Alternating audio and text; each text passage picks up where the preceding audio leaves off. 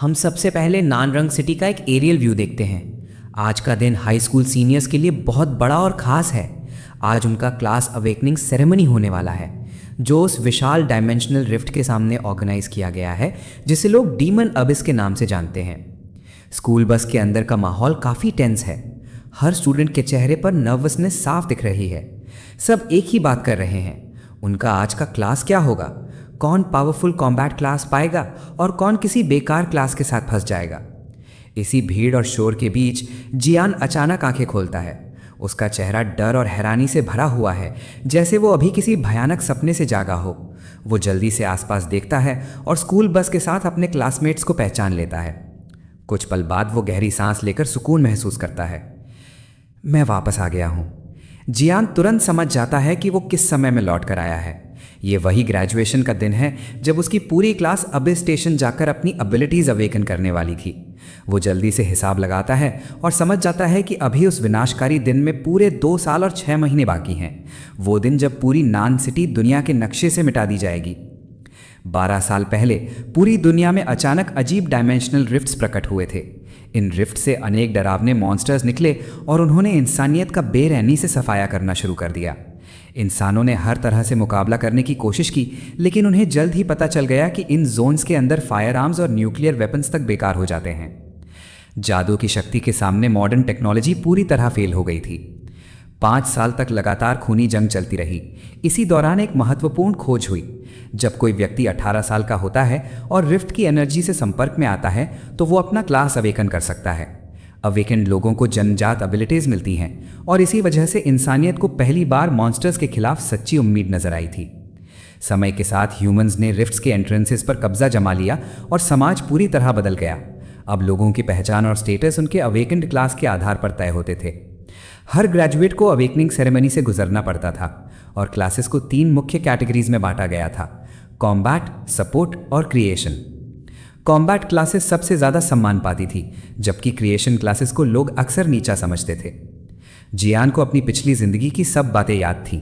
उसने rank F creation class awaken की थी, सबसे निचले स्तर की क्लास। लेकिन उसके पास एक ऐसा राज था जो दुनिया हिला सकता था। उसकी डिवाइन इनेट एबिलिटी का नाम था मॉडिफाई। इस एबिलिटी के जरिए वो किसी आइटम या स्किल के नाम का सिर्फ एक शब्द बदलकर उसे पूरी तरह ट्रांसफॉर्म कर सकता था। कचरे को खजाना बनाना उसके लिए आम बात थी, लेकिन पिछली जिंदगी में उसने सबसे बड़ी गलती कर दी थी। उसने अपनी असली ताकत दुनिया के सामने दिखा दी। जब बड़े लोगों और शक्तिशाली संगठनों को उसकी एबिलिटी का पता चला, तो उन्होंने तुरंत उसे अपने कब्जे में ले लिया। उसे लगातार काम करने पर मजबूर किया गया। वो आम सामान को डिवाइन आर्टिफैक्ट्स में बदलता रहा और सारी शक्ति एलीट्स के हाथ में जाती रही। उसकी संभावनाओं से डरे हुए लोगों ने उसे घर में ही कैद कर लिया। उसकी हर हरकत पर नजर रखी जाती थी ताकि वो खुद मजबूत न बन सके। आखिरकार उसकी जिंदगी का दर्दनाक अंत तब हुआ जब एक विशाल लेवल 96 ड्रैगन ने शहर पर हमला कर दिया। उस समय वो सिर्फ लेवल 70 पर था। उसे ऐसा महसूस हुआ जैसे किसी ने जानबूझकर उसे मरने के लिए छोड़ दिया हो। मौत के करीब पहुंचकर उसने अपनी मॉडिफाई एबिलिटी का आखिरी बार इस्तेमाल किया।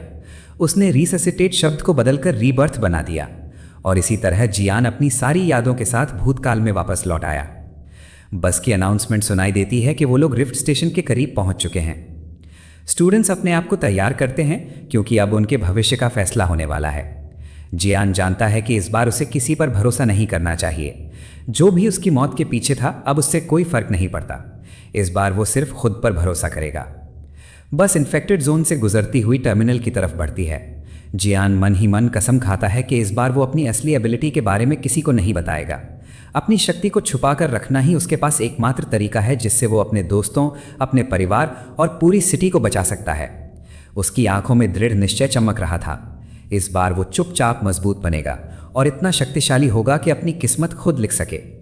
कुछ देर बाद बस हंटर एसोसिएशन के हेडक्वार्टर्स पहुंचती है, जहां अवेकनिंग प्लाजा स्थित है। कई स्टूडेंट्स डर के मारे प्रार्थना कर रहे थे कि कहीं उन्हें बेकार रैंक F क्रिएशन क्लास न मिल जाए, लेकिन सबकी नज़रें एक ही व्यक्ति पर टिकी हुई थी, जियान यांग। वो स्कूल का नंबर 1 स्टूडेंट था, चाहे बात एकेडमिक्स की हो या मार्शल आर्ट्स की। सबको पूरा विश्वास था कि वो कोई एक्स्ट्रा ऑर्डिनरी क्लास अवेकन करेगा। तभी क्लास का हमेशा दूसरे स्थान पर रहने वाला स्टूडेंट योंग बाय सामने आता है और अपनी पुरानी आदत के मुताबिक तंज कसने लगता है। वो मजाक उड़ाते हुए कहता है कि चाहे किसी की मैजिकल अफिनिटी कितनी भी ज़्यादा हो, अगर किस्मत खराब हो तो उसे भी कोई बेकार क्लास मिल सकती है। प्रोफेसर सबसे पहले जियान यांग का नाम बुलाते हैं। उन्हें उम्मीद थी कि स्कूल का स्टार स्टूडेंट बाकी सबके लिए एक बेहतरीन मिसाल बनेगा। जियान धीरे धीरे सीढ़ियाँ चढ़कर सेरेमनी के केंद्र तक पहुँचता है। हजारों नज़रें उस पर टिकी हुई थी। सेरेमनी का हेड जोर से घोषणा करता है, अब ननान हाई स्कूल के जीनियस जीन यांग की अवेकनिंग शुरू होती है। बहुत ज़्यादा प्रेशर होने के बावजूद जीन का चेहरा बिल्कुल शांत था। आखिरकार सबके लिए ये अनजाना पल था, लेकिन जीन पहले ही परिणाम जानता था। उसके क्लासमेट्स और प्रोफेसर मन ही मन दुआ कर रहे थे कि उसे कोई टेक्निकल या क्रिएशन क्लास ना मिले। दूसरी तरफ योंग बे फिर से उसका मजाक उड़ाता है और उसे फेल होने की बद्दुआ देता है। जीन क्रिस्टल बॉल पर अपना हाथ रखता है। तुरंत कई मैजिक सर्कल्स उसके आसपास चमकने लगते हैं। सफ़ेद रोशनी क्रिस्टल से निकलती है और धीरे धीरे पूरा हॉल उस रोशनी से जगमगा उठता है। एक विशाल एनर्जी स्पाइरल जीन को पूरी तरह घेर लेती है और फिर सबके सामने लगी बड़ी स्क्रीन पर अंतिम परिणाम दिखाई देता है, क्लास रिपेयरर। डिटेल्स कंफर्म करती है कि जीन की मैजिकल अफिनिटी पूरी 100% परफेक्ट है, लेकिन उसका क्लास एक क्रिएशन टाइप है और उसकी रैंक है F। पूरे स्कूल का जीनियस एक पल में सबके लिए मजाक का विषय बन जाता है। प्रोफेसर सदमे में खड़े रह जाते हैं। उन्हें यकीन ही नहीं होता कि स्कूल का सबसे मेहनती और प्रतिभाशाली स्टूडेंट इतनी आम और नीचे दर्जे की क्लास अवेकन कर सकता है। लेकिन हर कोई उदास नहीं था। योंग बे जोर जोर से हंसने लगता है। उसने हमेशा सोचा था कि चाहे जीन कितना भी टैलेंटेड क्यों ना हो, आखिर में वो सिर्फ एक बेकार टेक्नीशियन बनकर रह जाएगा। जीन यांग, तुमने मुझे 3 साल तक दबा कर रखा, लेकिन अब देखो तुम्हें कितनी शर्मनाक क्लास मिली है। योंग बे जोर जोर से चिल्लाते हुए पूरी क्लास के सामने जीन यांग का मजाक उड़ाता है। उसकी आवाज़ में सालों की जलन और दुश्मनी साफ महसूस हो रही थी।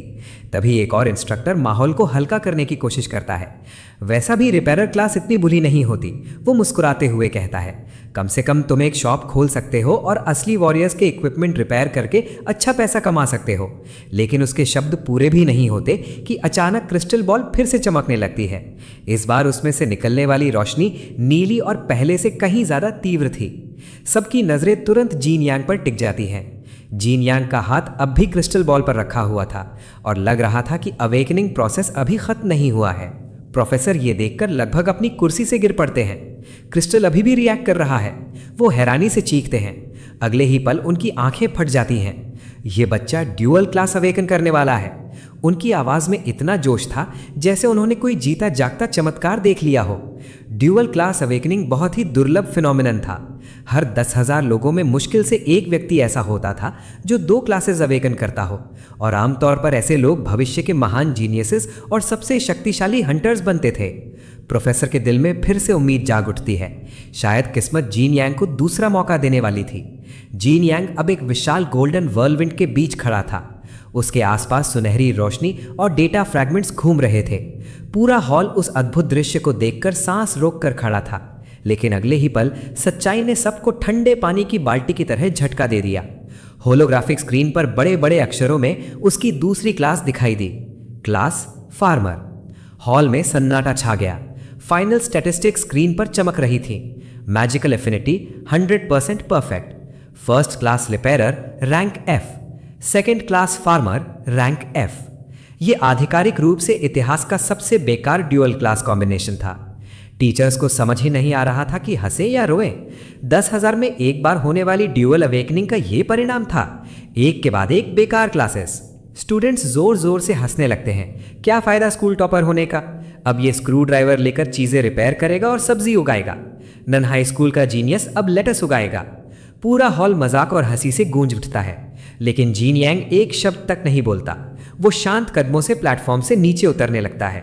उसके पीछे लोग फुसफुसाकर मजाक उड़ा रहे थे। बेचारा कितना बदनसीब है, क्या दुर्भाग्य मिला है इसे। टीचर्स भी दया भरी नज़रों से उसे देखते हैं। उन्हें यकीन ही नहीं हो रहा था कि इतना बड़ा प्रतिभाशाली लड़का एक पल में समाज का मजाक बन गया। लेकिन जीन यांग पर इन बातों का ज़रा भी असर नहीं होता। वो मजबूत कदमों से बाहर की तरफ बढ़ता रहता है। उसके आसपास लोग उसे तुच्छ नज़रों से देख रहे थे। किसी की नज़र में वो कचरा था, किसी की नज़र में बदनसीबी का प्रतीक। लेकिन जीन यांग के होठों पर एक हल्की सी मुस्कान थी। Trash, bad luck. वो मन ही मन हंसता है। उसे अच्छी तरह पता था कि उसकी असली ताकत उन रैंक एफ क्लासेस में नहीं थी। उसकी असली शक्ति कुछ और ही थी, एक ऐसी इन्नेट एबिलिटी जो किसी भी नाम के सिर्फ एक शब्द को बदलकर उसका पूरा अर्थ ही बदल देती थी और परिणाम कुछ भी संभव हो सकता था। जीन यांग तुरंत अपनी नई जिंदगी में पहली बार इस शक्ति का टेस्ट करने का फैसला करता है। सबसे पहले वो अपनी फार्मर क्लास को देखता है। उसकी शुरुआती एबिलिटी थी एक्सेलरेट ग्रोथ। ये बस पौधों को थोड़ा जल्दी बढ़ने में मदद करती थी, एक वॉरियर के लिए लगभग बेकार। लेकिन जीन यांग मुस्कुराता है। वो अपनी मॉडिफाई एबिलिटी एक्टिवेट करता है और फिर पुफ, एक शब्द बदल जाता है, एक्सेलरेट ग्रोथ रेजरेक्ट। अगले ही पल उसकी एबिलिटी पूरी तरह बदल जाती है। अब वो किसी भी टारगेट को रिवाइव कर सकता था, खुद को भी, और साथ ही किसी भी तरह का डैमेज हील कर सकता था। माना कॉस्ट सिर्फ 100 माना। जीन यांग की मुस्कान और गहरी हो जाती है। उसे पता था कि अगर उसने इस शक्ति का सही इस्तेमाल किया तो आज उस पर हंसने वाले सब लोग एक दिन उससे डरेंगे। कुछ समय बाद वो सिटी के अंदर पहुंचता है। रास्ते में उसकी नज़र जायंट स्क्रीन्स पर पड़ती है जो नए अवेकन रुकीज की रैंकिंग्स दिखा रही थीं। उसका लक्ष्य बिल्कुल साफ था, वो इन सब रैंकिंग्स के शिखर पर पहुंचने वाला था। उसके अंदर अटूट विश्वास था, जब सही समय आएगा तब सबको समझ में आएगा कि एक सिंपल रैंक एफ को हल्के में लेना कितनी बड़ी गलती है। उसकी आंखों में महत्वाकांक्षा जल रही थी। इस जिंदगी में वो किसी का मोहरा नहीं बनेगा, वो अपने रास्ते पर चलकर सबसे शक्तिशाली व्यक्ति बनेगा। यही सोचकर वो सीधा रुकी ट्रेनिंग बेस की तरफ निकल पड़ता है। ये बिगिनर्स के लिए परफेक्ट जगह थी। यहाँ अबिस के कमजोर मॉन्स्टर्स को कैप्टिविटी में रखा जाता था ताकि नए हंटर्स बिना जान के खतरे के एक्सपीरियंस और लेवल्स गेन कर सकें। लेकिन जियांग का मकसद सिर्फ ट्रेनिंग नहीं था, वो ट्रेनिंग बेस का स्पीड रिकॉर्ड तोड़ना चाहता था। ऐसा करने पर उसे इतने पॉइंट्स मिलते कि देश की सबसे बेहतरीन यूनिवर्सिटी में उसका एडमिशन पक्का हो जाता। वो एंट्रेंस के पास शांत चेहरे के साथ पहुंचता है। वो सिर्फ लेवल अप करने नहीं आया था, वो साबित करने आया था कि सिस्टम के लेबल्स उसके लिए कुछ मायने नहीं रखते। ड्यूटी पर मौजूद इंस्ट्रक्टर उसकी फाइल चेक करता है और हैरान रह जाता है। जियांग, स्कूल का बेस्ट स्टूडेंट और रैंक एफ ड्यूअल अवेकनिंग। वो समझ ही नहीं पाता कि आखिर गलत क्या हुआ। ऑफिसर गंभीर आवाज में पूछता है, क्या तुम सच में डंजन में अकेले जाना चाहते हो? रैंक एफ के लिए तो सबसे नीचा लेवल भी जानलेवा हो सकता है। एक और इंस्ट्रक्टर उसके कंधे पर हाथ रखता है। वो सलाह देता है, अपने क्लासमेट्स के साथ टीम बना लो, बेवजह अपनी जान खतरे में मत डालो। लेकिन जियांग एक कदम भी पीछे हटने वाला नहीं था। मैं पूरी तरह श्योर हूं, कृपया मुझे बेसिक रुकी गियर दे दीजिए। उसकी आवाज़ दृढ़ और आत्मविश्वास से भरी थी। इंस्ट्रक्टर्स एक दूसरे की तरफ देखकर सिर्फ सांस भरते हैं। उन्हें लगता है कि लड़का अपने घमंड और टूटे हुए गर्व में कुछ असंभव सा साबित करना चाहता है। एक इंस्ट्रक्टर उसे एक आयरन स्वॉर्ड देता है, लेकिन इस बार कुछ अलग होता है। उसकी हैरानी के लिए उसे एक एक्स्ट्रा आइटम भी दिया जाता है। ये तुम्हारा इक्विपमेंट है, कोशिश करना अंदर मरना मत, ऑफिसर दया भरी आवाज़ में कहता है। जियांग तुरंत फर्क समझ जाता है। पिछली जिंदगी में उसे सिर्फ तलवार मिली थी, लेकिन इस बार लोगों की दया के कारण उसे एक एक्स्ट्रा पेयर लेदर बूट्स भी मिल गए। इक्विपमेंट बहुत बेसिक था, level 1 iron sword +5 attack power, leather boots, छोटा सा स्पीड बोनस, कुछ खास नहीं लेकिन काम चलाने के लिए काफ़ी था। लगता है सच में सब मुझे नीचा समझ रहे हैं, जियांग मन ही मन सोचता है। उसे पता था कि बूट्स दया की वजह से दिए गए हैं, लेकिन तेज प्रगति के लिए वो किसी मदद को ठुकराने वाला नहीं था। तलवार कंधे पर रखकर वो पोर्टल की तरफ बढ़ता है। एंट्रेंस पर मौजूद गार्ड चिल्लाता है, अगर रैबिट्स तुम्हें घेर लें तो मदद के लिए पुकारना, हम तुम्हें बाहर निकाल लेंगे। लेकिन जियांग पीछे मुड़कर भी नहीं देखता। वो सिर्फ हाथ हिलाकर उनका धन्यवाद करता है। उसके पास चेतावनियां सुनने से ज्यादा महत्वपूर्ण काम थे।